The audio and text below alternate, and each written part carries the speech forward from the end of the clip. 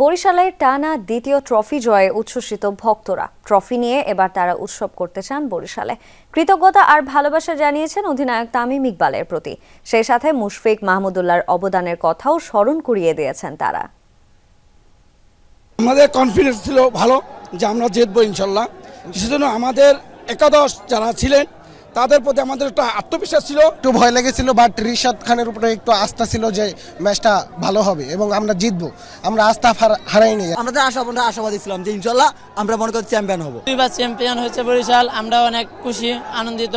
Kyle মায়ার্সের 50-র কারণেই আমরা জিতেছি। তামিম প্রথমে হাল ধরেছে এবং মায়ার্স অনেক এগিয়ে নিয়েছে আমাদের। অনেক ভালো লেগেছে, আমরা খুব খুশি হয়েছি বরিশাল জিতেছে। Tamim Iqbal leading from the front and Kyle মায়ার্সকেও থ্যাংক ইউ। অরেন বাজে আমরা আমাদের ট্রফি বরিশালে নিয়ে